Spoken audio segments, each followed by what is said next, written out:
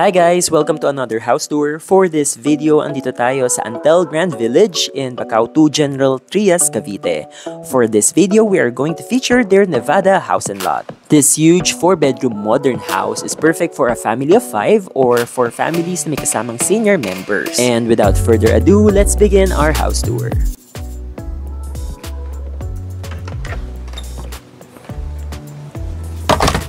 Hello! Welcome po!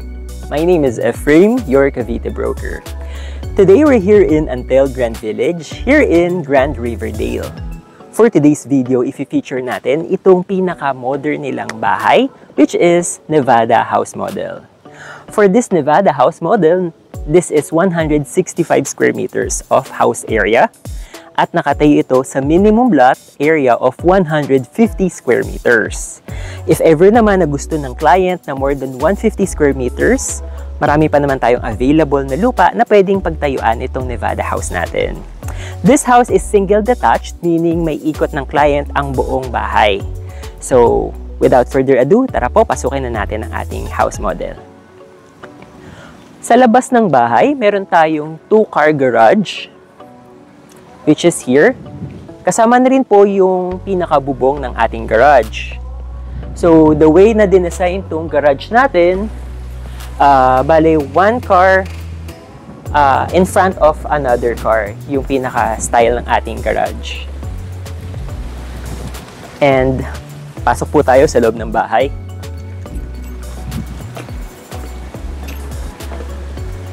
For the exterior, kasama na rin po itong stairs natin upon turnover. Minimum pala natin for the frontage is 3 meters. So we have our garden here sa harap at sa gilid at sa likod, being, again, this is a single detached house. So tara po, pasok po tayo.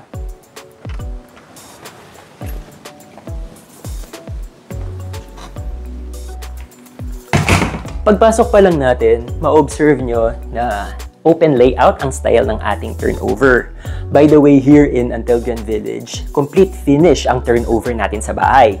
Meaning, kompleto ang turnover. Meron na siyang flooring, may wall, may division sa rooms sa taas, may ceiling, at ang ating toilet and baths complete din. May tiles, sink, and shower upon turnover. So, wala na masyadong gagawin ang kliyente kundi lalagyan na lang talaga ng furniture at appliances. At interior, yung pinaka-bahay. For this particular house, this is a dressed-up model unit of our Nevada house model. So, since open layout na ito, since si client na po ang bahala mag-separate ng living area sa dining and kitchen area. For our living and receiving area, spacious ang ating area na ito. Kasyang-kasya ang isang malaking sofa bed, small table, and for our TV area, nakalagay siya dito sa may wall natin. So, as you can see, malaki yung area na we work around natin. So, kung gusto ng client na mas malaki pa yung television set na bilhin nila, pwedeng-pwede ho. As for our dining area, so, yeah, for this particular design, meron tayong 4-seater dining area dito. Pero again, since maluwag yung ating area naman, kayang-kaya pa ng client na kumuha ng mas malaking dining area set. And also, for the kitchen area natin, kasama na ho itong kitchen counter upon turnover na may mga pwede nang pakabitan ng cabinets sa ilalim and overhead cabinets also. Kasama na rin yung ating sink upon turnover. Pero since again, this is a dress-up model unit, upgraded yung design natin. For the kitchen area natin, kasyang-kasya yung 2-door fridge natin dito. So, kung may mga client tayo gusto na mas malalaking ref, so kayang-kaya, kayang area ng space natin. Also here on the first floor, meron tayong 1 bedroom here. By the way, this is a 4-bedroom house. Meron tayong 1 bedroom here sa first floor at sa taas meron tayong 3 bedrooms. So, this is our first bedroom po. For the first bedroom natin here on the ground floor, kasyang-kasyang single or double-sized bed. And again, this is a spacious room. Kasyang-kasya yung floor to ceiling na built-in cabinets. So, kaya talagang pagandahin ng kliyente yung bahay. So as you can see, it's very spacious and very elegant. Now let's go po to the toilet and bath.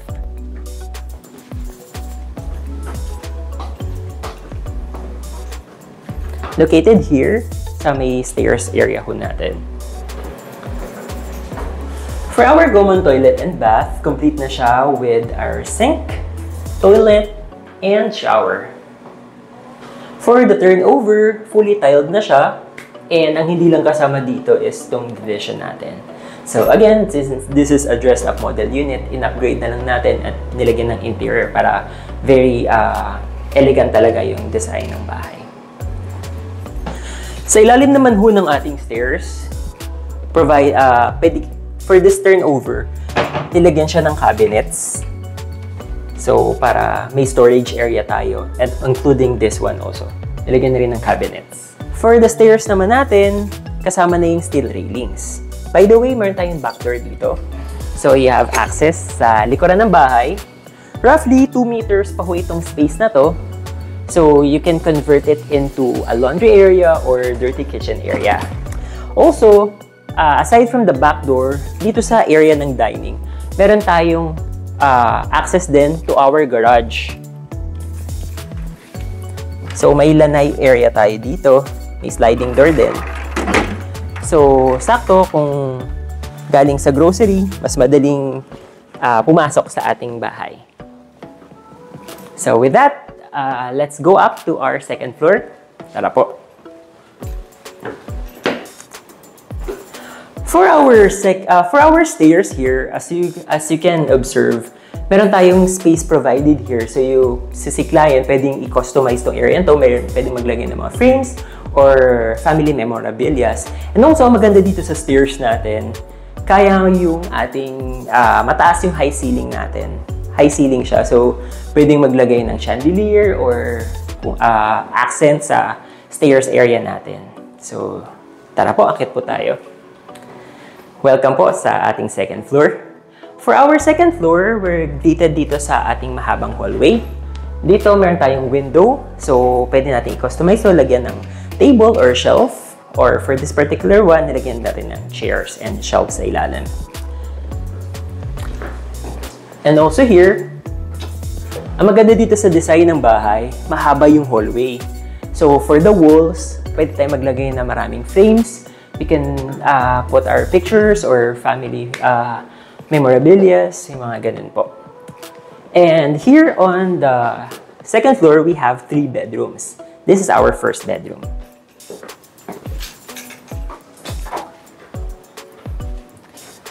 For our first bedroom, kasyang-kasya siya for a single or double-sized bed.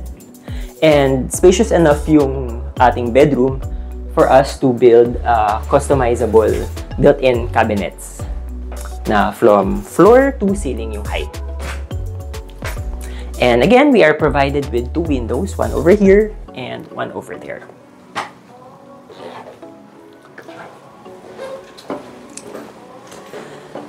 Also, may karoon tayong common toilet and bath dito sa ating second floor. Tara po.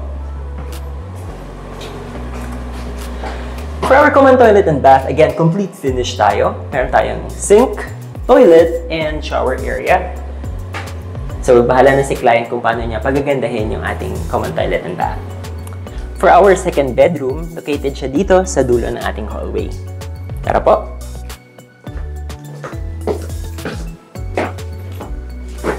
So, for our bedroom number 2, again, katulad ng unang bedroom natin, kasyang single size or double size bed. Spacious din ang ating bedroom. Kaya yung floor to ceiling na built-in cabinets. And we also have 2 windows here, one over here, which is from wall to ceiling din. And another one here. And now it's time to go to the biggest bedroom, which is our master's bedroom. Tara po.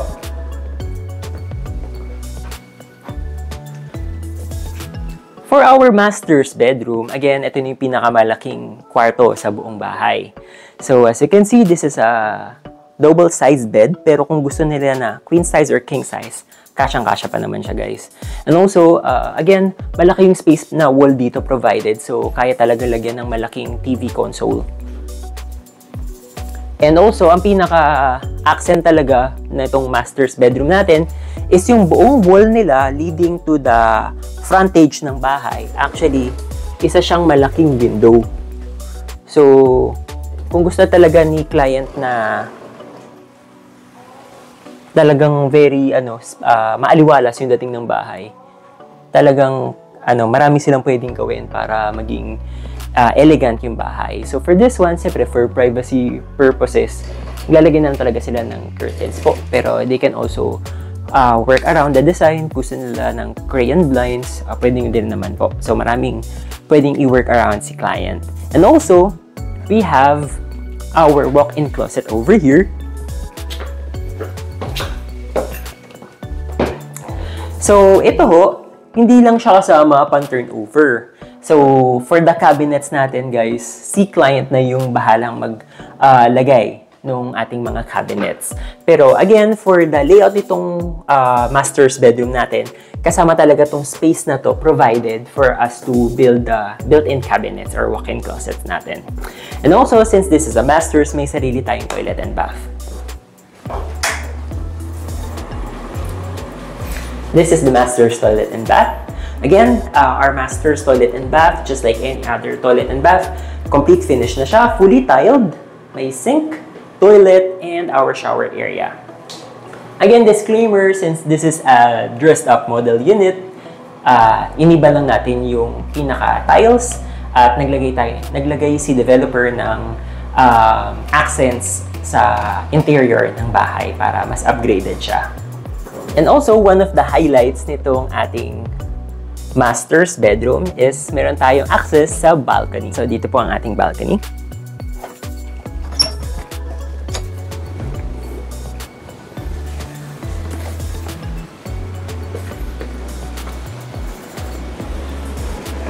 For our balcony, very spacious at elegant ito, maaliwalas. Since glass talaga yung turnover natin ng ating balcony. So, very stylish at very elegant. At overlooking nito yung ating pinaka-village, which is this is a Grand Riverdale Village. Ang advantage nito ng location natin, since this is located here in this Grand Riverdale, ito ho yung pinaka-low density at low crowded natin compared to the other villages here in Antel. Roughly 270 lots lang po yung total nito, kaya mas low yung density nito compared to the other other villages natin here in Antel. Also, may specific design ho tayo dito, which is kailangan modern yung design ng ating mga houses. So, at least magkaroon tayo ng uniformity pagdating sa design ho ng mga bahay. Here in Grand Riverdale, we're offering residential lots and we're also offering house and lots katulad nitong Nevada house model natin. For residential lots, we can have our own design sa loob ng bahay, sa bahay. So we can get your own architect and your own contractor. And perfect siya kung hindi naman nagmamadali si client sa pagpapabahay, they can start their investment as lupa lang muna. And if gusto naman nila house and lot na, so we have our modern house models here like this one, which is our Nevada house model. So again, if you're interested, please message us on our contact details on the description box below. So again po, thank you so much for watching. This is Efraim San Juan, your Cavite broker. Thank you and God bless.